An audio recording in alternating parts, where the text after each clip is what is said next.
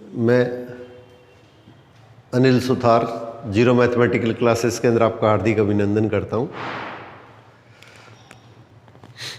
तो सबसे पहले अगर आप लोगों में से कोई अगर RS प्री के अंदर अगर रिपीयर हो रहा है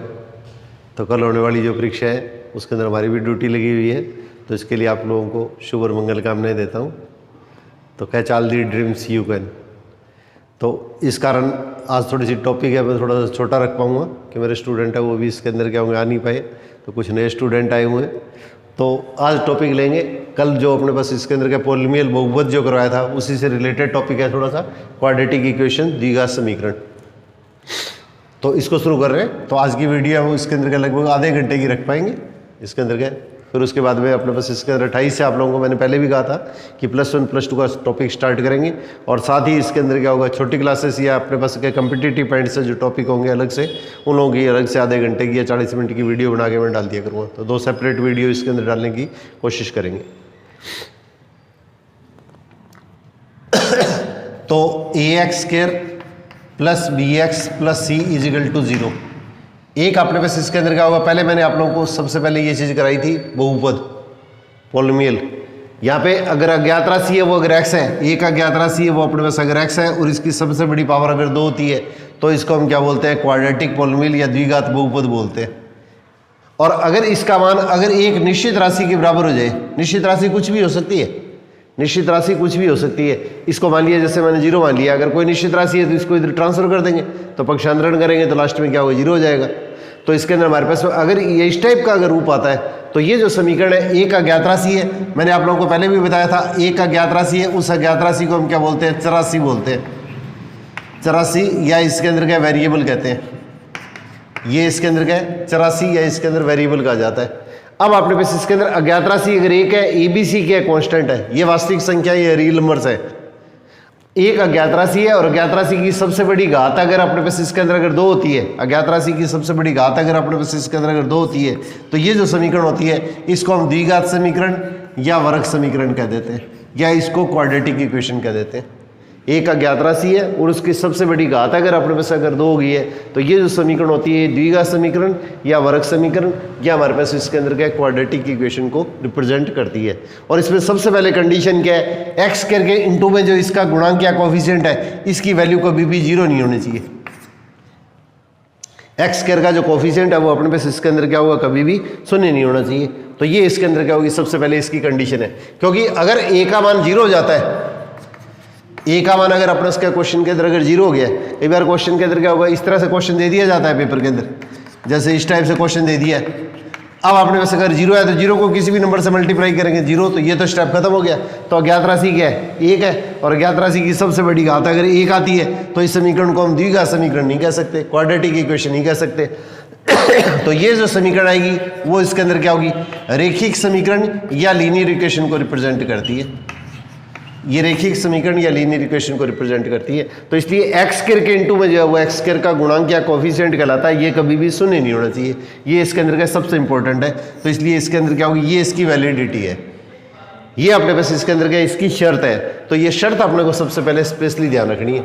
अब इसके अंदर क्या होगा, ये जो टॉपिक है इसके अंदर क्या होगा, एक इसके अंदर क्या क्वेश्चन को सॉल्व करने के लिए एक रूल होता है, तो ये आपको इंटीग्रेशन के अंदर इसका बहुत ज़्यादा यूज आएगा। इसलिए इसके अंदर का जो फर्स्ट ग्रेड सेकंड ग्रेड के लिए प्रिपरेशन कर रहे हैं उनको इंटीग्रेशन में इसकी ज़्यादा जरूरत पड़ेगी, इसलिए इसके अंदर का उसको थोड़ा सा ये पूरा सोल्व करके बताऊंगा आप लोगों को। अब देखो अपने पास इसके अंदर अज्ञात राशि 1 है, तो अज्ञात राशि के वे मान जो इस दी गई समीकरण को संतुष्ट करेंगे वो इसके अंदर क्या कहलाते हैं, इसके मूल या हल कहलाते हैं। तो मूल को तो हम रूट बोलते हैं और हल को हम क्या कहते हैं, सॉल्यूशन कहते हैं। अब देखो आप लोगों को पहले मैंने ये चीज़ कराई थी पिछले टॉपिक पर, ax² + bx + c, ये हमारे पास क्या होगा, बहुपद हो गया, और x की सबसे बड़ी घात 2 है तो इसका मतलब द्विघात बहुपद हो गया। और अगर x के क्या मान रखें, जैसे मान लिया x का मान c रखने पर ये मान 0 आता है, x का मान c रखने पर 0 आता है, तो c हमारे पास इसके अंदर क्या कहलाता है, इस बहुपद का 0 कहलाता है। तो इसके अंदर क्या सबसे पहले अपने पास इसके अंदर क्या px का मान 0 करके हल करके x का मान निकालेंगे, px को 0 करके x का मान जो निकालेंगे वो मान जो है वही क्या कहलाएगा, इसका 0 कहलाता है, वही अपने 0 या 0 जो पॉलिनोमियल कहलाता है। और वही चीज़ अपने पास इसके अंदर गई है, अगर इसको 0 लेके चलेंगे तो x का मान आएगा, वही हमारे पास इसके अंदर का इसका मूल या हल या सॉल्यूशन या रूट कहलाएगा।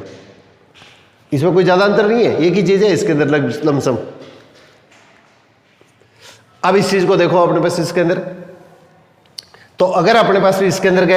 एक्स स्क्वायर का कोफिशिएंट अगर जीरो नहीं है, अब देखिए हमारे पास इसके अंदर का ये समीकरण आ गई है। अगर इसके अंदर क्या होगा, सी का मान अगर जीरो आ जाए, बी का मान अगर जीरो आ जाए, बी का मान हमारे पास क्या क्वेश्चन के अंदर अगर जीरो आ जाता है, बी का मान अगर अपने पास इसके अंदर क्वेश्चन के अंदर अगर जीरो आ जाता है, तो ये जो समीकरण होती है ये शुद्ध द्विघात समीकरण कहलाती है।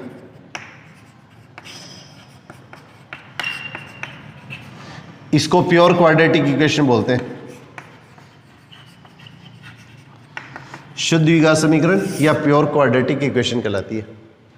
अगर अपने पास इसके अंदर x का जो कोफिशिएंट है, एक्स स्क्वायर का कोफिशिएंट तो जीरो होना ही नहीं चाहिए, और अगर x का कोफिशिएंट जीरो हो गया तो इसका मतलब एक्स स्क्वायर के अलावा सिर्फ क्या होगा, इसमें कांस्टेंट टर्म बचेगी। तो इसके अंदर ये जो समीकरण होती है ये शुद्ध द्विघात समीकरण कहलाती है। इसके अंदर क्या होगी, शुद्ध द्विघात समीकरण कहलाती है। अब इस चीज को अपने पास इसके अंदर अगर हल करेंगे तो इस चीज को हमारे पास हल करेंगे, जैसे मैं एग्जाम्पल के तौर पर ये इक्वेशन ले रहा हूँ, X square minus 5 is equal to 0, X square minus 5 is equal to 0। तो इसके अंदर हल करेंगे तो 2x स्क्वायर इजिकल टू 5 हो गया, एक्स स्क्वायर इजिकल टू 5/2 हो गया, और x इजिकल टू जब वर्गमूल लेंगे तो इसके अंदर क्या होता है, अपने पास इसके अंदर क्या प्लस माइनस आता है, और इसका हम रूट ले लेते हैं, ये इसके अंदर का इसका रूट ले लेते हैं। तो एक टॉपिक आएगा,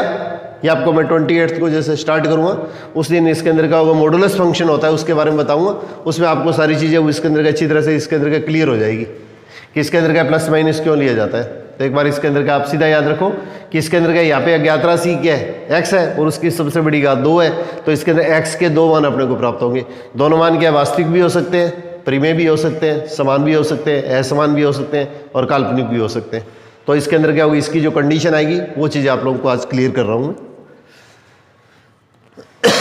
तो इसके अंदर क्या होंगे, इसके जो दोनों मान आएंगे वो हमारे पास इसके अंदर क्या होंगे, इस तरह के मान अपने पास आ गए। अब अगर शुद्ध द्विघात समीकरण आ गया तो इसके अंदर ये होगा, और अगर अपने पास इसके अंदर क्या बी का मान अगर जीरो नहीं आता है, बी का मान अगर जीरो नहीं आता है, तो ये जो समीकरण होती है, सी का मान चाहे जीरो हो चाहे नहीं हो, सी का मान चाहे जीरो हो या इसके अंदर नहीं हो, तो इस स्थिति के अंदर बी का मान अगर जीरो के इक्वल ही है, तो इस स्थिति के अंदर हल करेंगे तो हमारे पास एक्स के जो 2 मान आएंगे, तो दोनों मान आपके एक जैसे भी आ सकते हैं, प्लस माइनस भी आ सकते हैं, किसी भी तरह से मान आ सकते हैं। तो ये जो समीकरण होती है तो इसको हम क्या बोलते हैं, मिश्र द्विघात समीकरण कह देते हैं, मिश्र द्विघात समीकरण,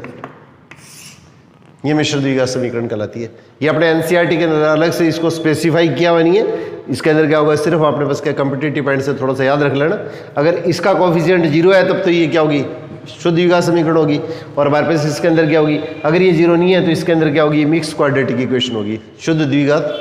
की जगह इसके अंदर क्या होगी, मिश्र द्विघात समीकरण को व्यक्त करेगी। अब इसमें एक चीज अपने पास देखो, इसके ऊपर का एक बार ये क्वेश्चन पूछा गया था, अगर इस इक्वेशन में सी का मान जीरो, सी का मतलब कांस्टेंट जीरो, तो इसका मतलब हमारे पास हल करेंगे तो a x square plus b x is equal to 0। अब इसको हल करेंगे तो हमारे पास इसके अंदर क्या होगा, x कॉमन ले लिया तो a x plus b equal to 0। और एक चीज देखिए आप, दो संख्याओं का गुणनफल अगर जीरो होता है, ये छोटा सा स्टेप है, ये थोड़ा सा समझने की कोशिश कीजिएगा, साइंस एंड है उनको तो ध्यान होगा, बाकी इसके अंदर के दूसरे अगर स्टूडेंट है तो उनको हो सकता है इसके अंदर इसका आइडिया नहीं हो। तो यदि या इफ ए इंटू बी अगर जीरो है तो इसका या तो ए का मान जीरो होता है और या बी का मान जीरो होता है, और या अपने पास इसके अंदर दोनों मान जीरो होते हैं। ए इंटू बी अगर जीरो होता है तो आइदर दिस इजिकल टू 0 और दिस इजिकल टू 0 और बोथ 0। कम से कम एक मान दोनों में से अवश्य जीरो होता है, कम से कम दोनों में से एक मान है वो इसके अंदर अवश्य जीरो होता है, दोनों भी जीरो हो सकते हैं, कम से कम एक मान है वो इसके अंदर क्या अवश्य जीरो होगा। तो इस चीज़ को हल करेंगे तो एक्स तो क्या कॉमन ले लिया, अब देखो एक बार तो ये जीरो और एक बार ये जीरो, तो इसको हल करेंगे तो एक्स बराबर जीरो हो गया, और इसको जीरो करेंगे तो क्या होगा, ए एक्स प्लस बी बराबर 0, तो इसका मतलब एक्स बराबर क्या होगा, माइनस बी अपॉन ए। तो इसका मतलब क्वेश्चन इसके अंदर का इस तरीके से इसके अंदर पूछा जा सकता है, अगर किसी भी समीकरण के अंदर क्या होगा, अगर कांस्टेंट जीरो है, ये जो कांस्टेंट टर्म है एक्स स्क्वायर और एक्स के पद हों और सिर्फ कांस्टेंट टर्म अगर जीरो है तो इसका एक मूल जो होगा वो इसके अंदर क्या होगा, शून्य होगा। अगर कोई भी द्विघात समीकरण है उसके अंदर अगर एक्स स्क्वायर और एक्स की टर्म तो है, अगर कांस्टेंट टर्म अगर इसमें उपस्थित नहीं है तो इसके अंदर क्या होगा, इसका एक मूल अपने पास इसके अंदर क्या होता है, शून्य के इक्वल होता है। अब इसी टाइप से इसके अंदर क्या दूसरा क्वेश्चन है उसके अंदर क्या होगा, इस तरीके से इसके अंदर पूछा जा सकता है, अगर b और c दोनों जीरो, बी भी जीरो और सी भी जीरो, तो इसका मतलब हमारे पास इक्वेशन क्या होगी, a x square equal to zero. ये जीरो है तो ये भी स्टेप खत्म, ये भी स्टेप खत्म, और ए का मान तो जीरो हो नहीं सकता क्योंकि ए का मान जीरो होगा जब तो क्या होगा, ये जीरो इंटू समथिंग जीरो, तो जीरो इजिकल टू जीरो हो गया। अब देखो इसके अंदर क्या होगा, x square equal to zero into a. अब जीरो के अलावा अगर किसी भी संख्या से डिवाइड करेंगे तो ये मान क्या आएगा, जीरो आएगा। तो एक्स स्क्वायर जीरो होने का मतलब X into X is equal to zero, तो या तो पहला एक्स का मान जीरो होगा या दूसरा एक्स का मान जीरो होगा। इसका मतलब एक्स के दोनों मान आएंगे वो क्या होंगे, जीरो जीरो आएंगे। तो अगर एक्स स्क्वायर के अलावा जो एक्स की टर्म और कांस्टेंट टर्म अगर इसमें उपस्थित नहीं है तो एक्स के जो दोनों मान आएंगे वो अपने पास इसके अंदर के शून्य के इक्वल आएंगे। ये इसके दोनों मान हुए वो अपने पास इसके अंदर के शून्य के इक्वल होंगे।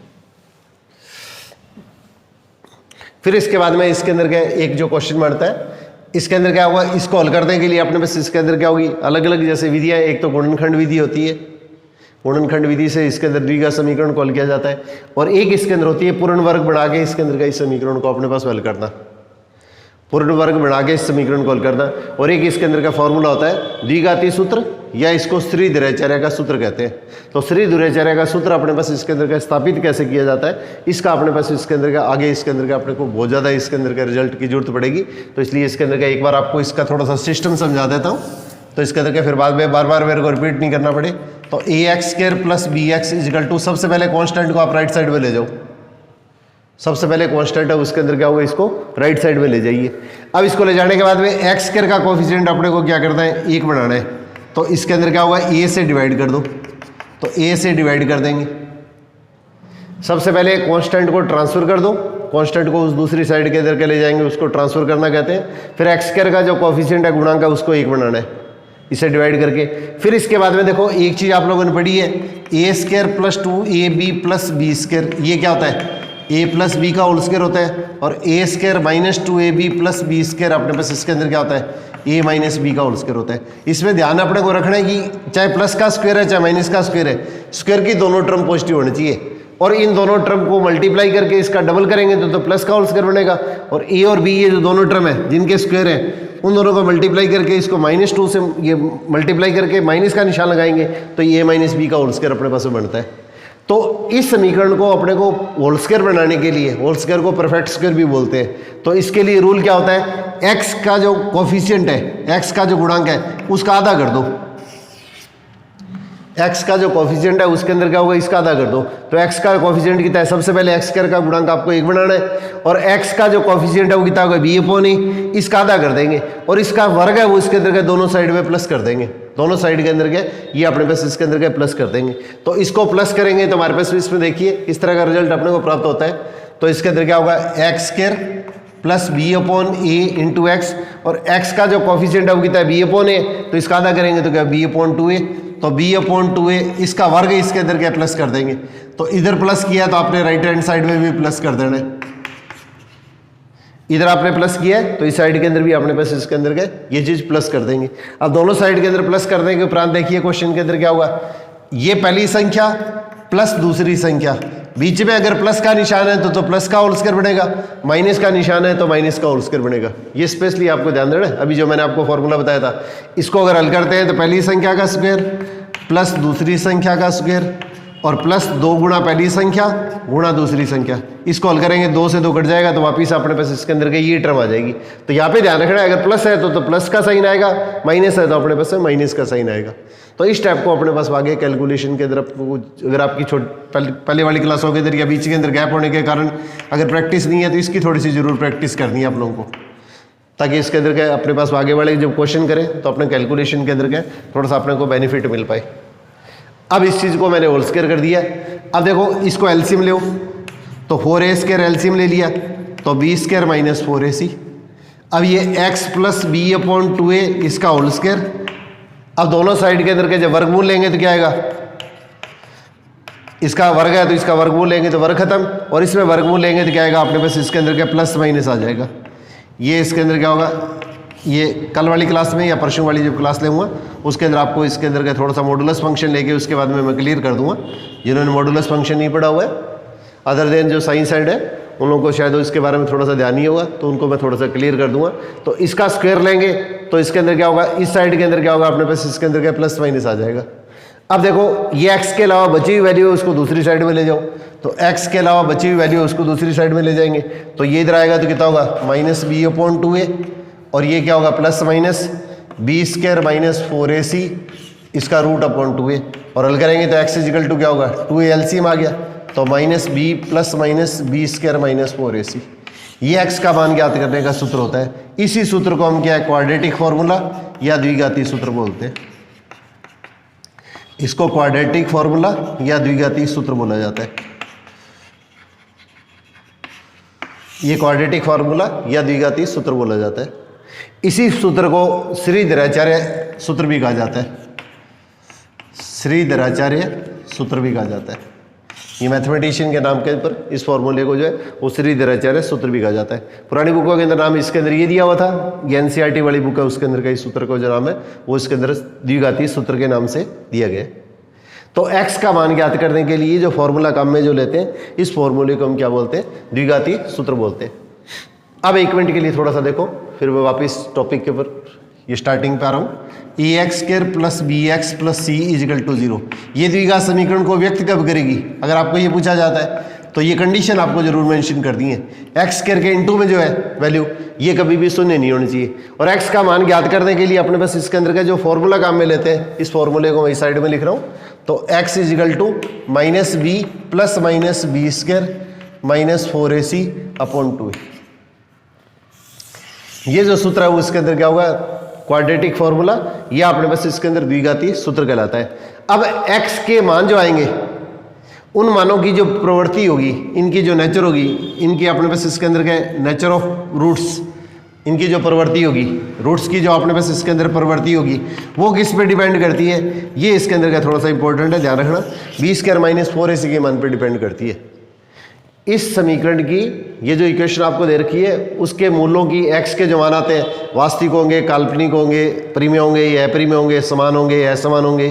तो किस तरह की स्थिति आती है ये सारा कुछ इसके अंदर होता है। वो इसके अंदर क्या है नेचर ऑफ रूट, ये इसके अंदर क्या होगी इसकी प्रवृत्ति जो निर्भर करती है वो b² - 4ac के मान पे निर्भर करती है, और b² - 4ac का जो मान होता है उसको इस समीकरण का विवेचक या इसको इसका विभक्तिकर, अब कई किताबों में इसके अंदर के इसको विभक्त कर भी कहते हैं, नाम हिंदी वाली बुक के अंदर अलग अलग नाम मिल जाते हैं, कुछ विवेचक लिखते हैं, कुछ विभक्ति कर लिखते हैं, कुछ इसके अंदर के विभक्त कर लिखते हैं। इंग्लिश के अंदर इसको डिस्क्रिमिनेंट बोलते हैं, तो इसको शॉर्ट के अंदर डी लिख देते हैं। डिस्क्रिमिनेंट आएगा तो उससे मैं शॉर्ट के अंदर क्या मैं डी लिख दूंगा, तो इसके अंदर क्या b² - 4ac ये इसके अंदर क्या होगा ये इसका विवेचक। तो इसका मतलब नेचर ऑफ रूट्स इस समीकरण की जो प्रवृत्ति होगी वो अपने पास किस पे डिपेंड करती है b² - 4ac के मान पे निर्भर करती है। अब इसमें देखो ये b² - 4ac, तो इसके अपने पास इसके अंदर क्या नेचर ऑफ रूट्स हैं, तो b² - 4ac का मान एक तो इसके अंदर क्या होगा 0 से बड़ा होता है, एक b² - 4ac का मान क्या होता है 0 के बराबर होता है, और एक b² - 4ac का मान जो होता है वो 0 से छोटा होता है। हमारे पास में 3 संभावनाएं बनती है, मैंने तीनों संभावनाएं ले लिए, तो इसमें आपको ये चीज़ अगर क्लियर है तो इसके अंदर क्या होगा, इसके अंदर क्या होगा आपको सारे कॉन्सेप्ट क्लियर हो जाएंगे। तो b² - 4ac या तो 0 से बड़ा होगा, ये तो मैंने फॉर्मूला लिखा था, x = -b + b² - 4ac/2a, इसकी वैल्यू पुट कर देंगे, फिर आगे इसके अंदर क्या होगा इसकी कैलकुलेशन कर लेंगे। तो b² -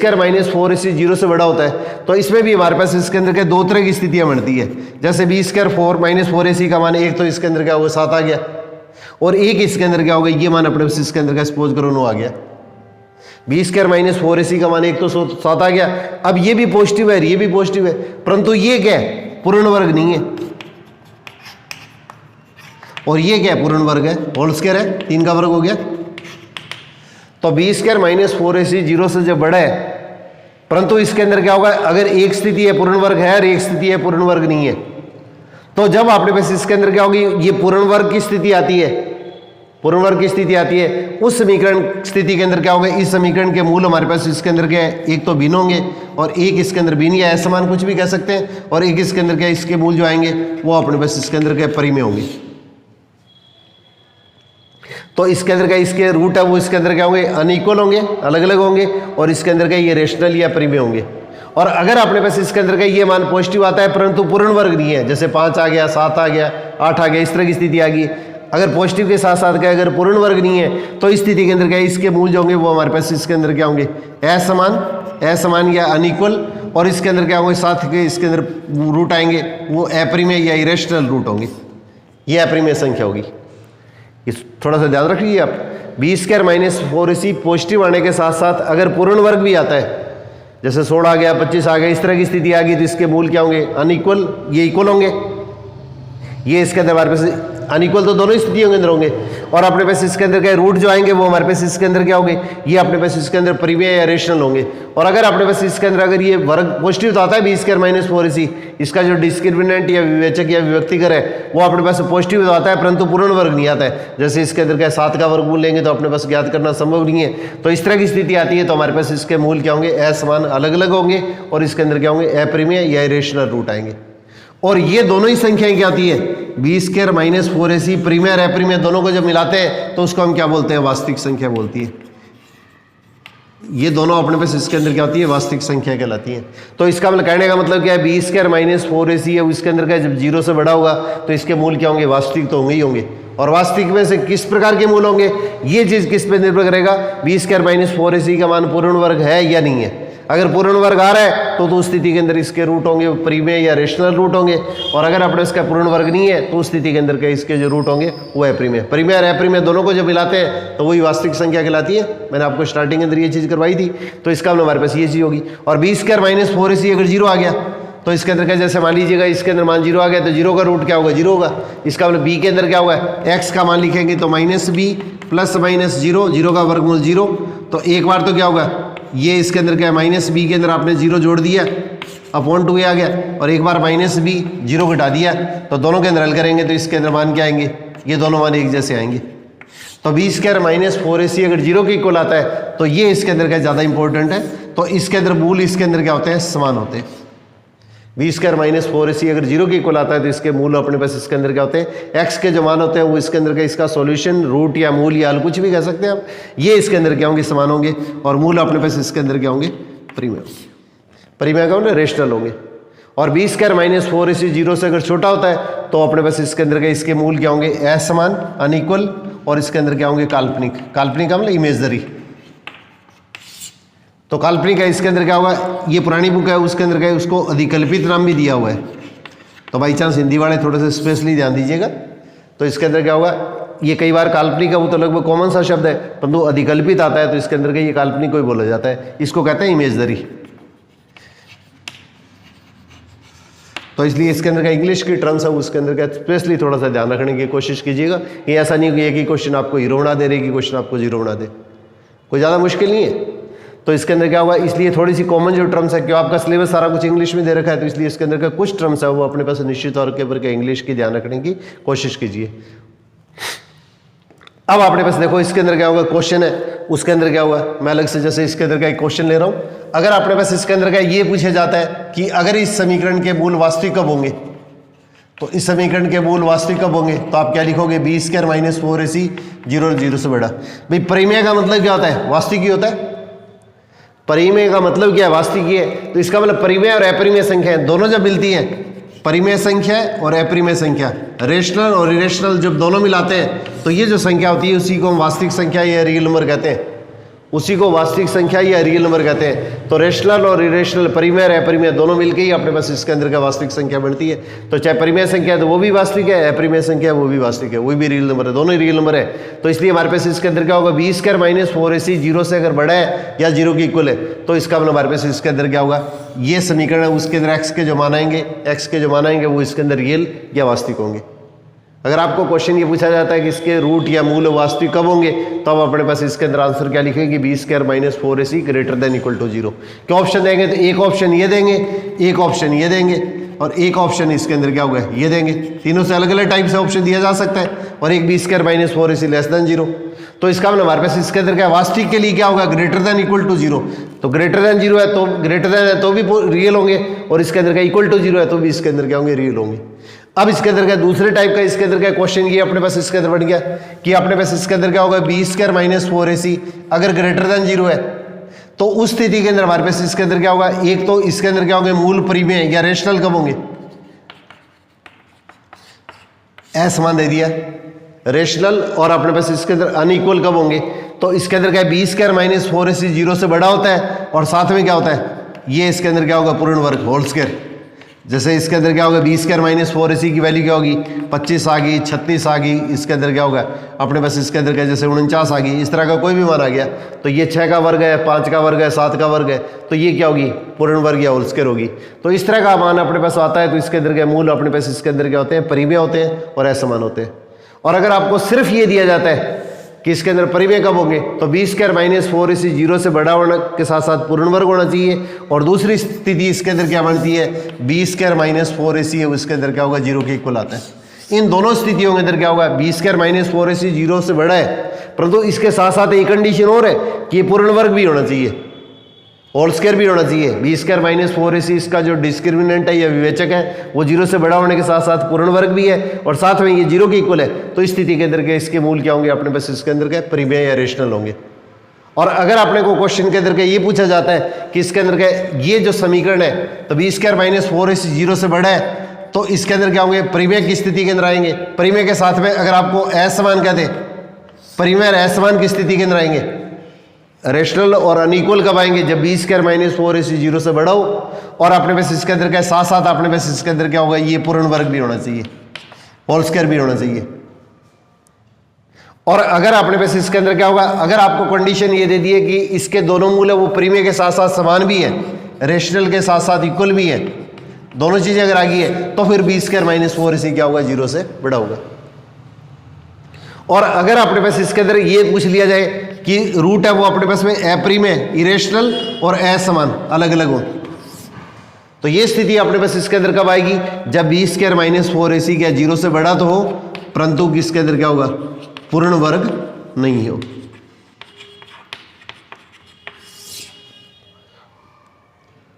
तो बी स्क्वायर माइनस 4ac 0 से बड़ा तो होना चाहिए, और अपने पास इसके अंदर पूर्ण वर्ग नहीं होना चाहिए। इसका मतलब इसका मान है वो इसके अंदर का ऐसी संख्या है जिसका वर्गमूल अपने ज्ञात नहीं कर सकते। इस तरह का मान अगर अपने को प्राप्त होता है तो इसके मूल अपने पास इसके अंदर अपरिमेय के साथ में क्या आते हैं, असमान आते हैं। और अगर इसके अंदर एक ही कंडीशन है, बी स्क्वायर माइनस 4ac अगर 0 से छोटा होता है, तो इस स्थिति के अंदर क्या होगा, इस समीकरण के मूल क्या होंगे, एक तो अलग अलग होंगे, अलग अलग कह दो, भिन्न भिन्न कह दो, एक ही बात है, असमान कह दो, और परंतु इसके अंदर मूल क्या होंगे, अपने पास से क्या काल्पनिक होंगे, काल्पनिक या इमेजरी या अधिकल्पित होंगे।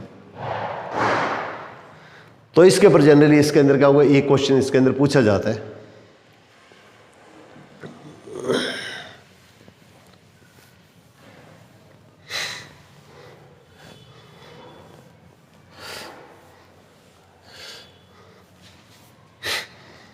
अब देखो श्रीधराचार्य सूत्र है, B square minus 4ac upon 2a। ये एक ऐसा टॉपिक है जिसके अंदर का लगभग सब कंपटीशनों के अंदर का इसके बारे में पूछा जाता है। ये टिलोन बैंकिंग है और है, वीक बैंकिंग पीओ के क्वेश्चन है और है, तो क्वाड्रेटिक इक्वेशन ऑलमोस्ट इसके अंदर का लगभग कॉमन सा टॉपिक है। ये जो रियल नंबर वास्तविक संख्या है, बहुपद पॉलिनोमियल है, और अपने पास इसके अंदर क्या होगा, क्वाड्रेटिक इक्वेशन दी गया समीकरण है। तो ये इसके अंदर क्या होगा, लगभग सभी टाइप के जो एग्जाम दे रहे हैं उनके लिए अपने पास इसके अंदर निश्चित तौर के ऊपर इसको अटेम्प्ट करना चाहिए। अब देखो इसके अंदर क्या होगा, अगर यहाँ पे अपने पास इसके अंदर क्या होगा, ये एक टॉपिक आता है उसके अंदर, ये इसके बारे में आप लोगों को जैसे मैं बताता हूँ, √7 माइनस √6 आ गया, √- इस तरह की वैल्यू आ गई। अपने पास इसके अंदर क्या होगा, देखिए एक मिनट के लिए छोटा सा स्टेप, जैसे 1/में √2 आ गया, तो बटे में कभी भी अगर √2 की वैल्यू आए तो उसी वैल्यू से ऊपर नीचे इसके अंदर मल्टीप्लाई कर दो। अगर अपने पास इसके अंदर का इस टाइप का अगर छोटा सा स्टेप आता है, बटे में सिर्फ √2 की वैल्यू आती है जिसका वर्गमूल अपने ज्ञात नहीं कर सकते, तो इसके अंदर क्या होगा, उसी संख्या से ऊपर नीचे मल्टीप्लाई कर दो, तो इसका मतलब ये √2 और दोनों संख्या एक जैसी होती है, तो इसको मल्टीप्लाई करते हैं तो क्या होगा, इसके अंदर का इसका स्क्वायर बन जाता है, √a इंटू √a। ये इसके अंदर क्या होगा, मल्टीप्लाई करेंगे तो इसके अंदर क्या होगा, a के इक्वल आ जाएगा। ये टॉपिक है, उसके अंदर क्या होगा, ये 9th वाला 28 को मैं जो टॉपिक स्टार्ट करूँगा, 9th 10th के अंदर ये तो 9th और 10th की जो क्लास है उसके अंदर क्या होगा, ये बेसिक कॉन्सेप्ट है वो आप लोगों को इसके अंदर क्या कराऊंगा। तो इसके अंदर क्या होगा, ताकि आपकी कैलकुलेशन जिनकी पहले छोटी क्लासों के अंदर क्या ये कमज़ोर रही हुई है, तो उसके अंदर क्या उनका कॉन्फिडेंस है उसके अंदर क्या लूज़ नहीं हो, तो इसलिए उसके अंदर क्या होगा वो क्लास है वो इसके अंदर बिल्कुल जीरो से स्टार्ट करने की कोशिश करेंगे ताकि इसके अंदर ये चीज़ क्लियर हो। और साथ में इसके अंदर 28 से इसके अंदर क्या होगा +1 +2 वाला जो टॉपिक है वो उसके अंदर आगे बढ़ाएंगे, ताकि इसके अंदर क्या होगा अपना ग्राफ है उसके अंदर क्या है थोड़ा सा कॉन्फिडेंटली आप लोग इसके अंदर क्या होगा सिलेबस को ज़्यादा कवर कर पाओ, टाइमली कवर कर पाओ। अब देखो इसके अंदर क्या होगा, जब अपने बस का कोई क्वेश्चन को जब हम सिंप्लीफाई करते हैं, जब इसको सरलीकरण करते हैं, हल करते हैं, तो उस स्थिति के अंदर क्या है, अगर ऊपर वाला जो हिस्सा होता है उसको अंश और नीचे वाले स्टेप को हर बोलते हैं, तो इसको तो डिनोमिनेटर कहते हैं। और इसके अंदर क्या होगा, इसके अंदर क्या होगा, ये तो नीचे वाला स्टेप है वो तो डिनोमिनेटर कहलाता है, ऊपर वाला स्टेप इसके अंदर का न्यूमरेटर कहलाता है। ऊपर वाला जो स्टेप होता है वो न्यूमरेटर कहलाता है, नीचे वाला स्टेप है वो इसके अंदर डिनोमिनेटर कहलाता है। इसको शॉर्ट में NR या DR लिख देते हैं, कुछ बुक्स में DEN के ऊपर R लगा देते हैं, तो शॉर्ट के अंदर लिख रहा हूँ अंश और हर। तो अगर हर के अंदर क्या वर्गमूल का स्टेप अगर खत्म हो जाए तो उसको हर का प्रमेयीकरण करना कहते हैं। और थोड़ा सा ये रेंज के चक्कर में क्या थोड़ा सा बीच में डिस्टर्बेंस आ रहा है, इसलिए इसके अंदर क्या थोड़ी सी अब नीचे वाली वैल्यू है उसके अंदर क्या है, जो हर की जो वैल्यू है डिनोमिनेटर है उसमें रूट की वैल्यू को जब खत्म करते हैं उसको हर का प्रमेयीकरण करना कहते हैं। तो हर का प्रमेयीकरण करना,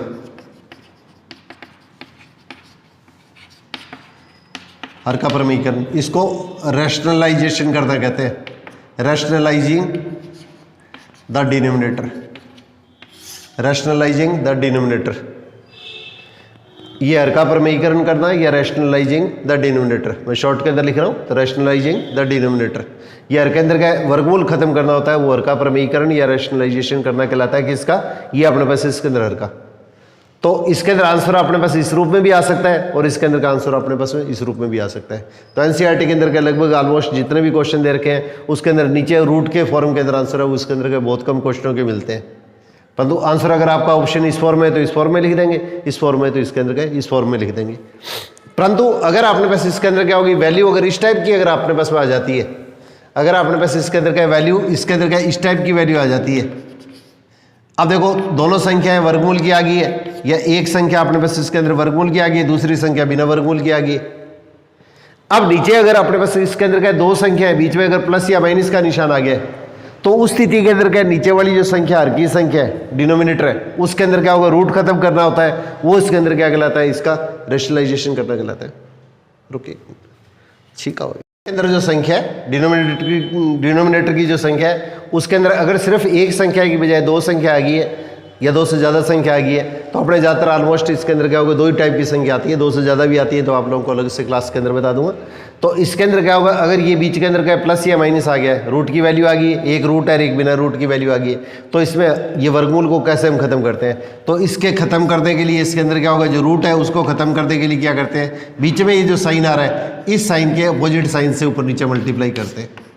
इसके अपोजिट साइन से ऊपर नीचे मल्टीप्लाई करते हैं। तो इसके अंदर क्या होगा, एक को किसी भी संख्या से मल्टीप्लाई करेंगे तो वही संख्या आ गई। और एक फार्मूला आप लोगों को बताया था, दोनों संख्या एक जैसी है, एक बार प्लस है और एक बार माइनस है,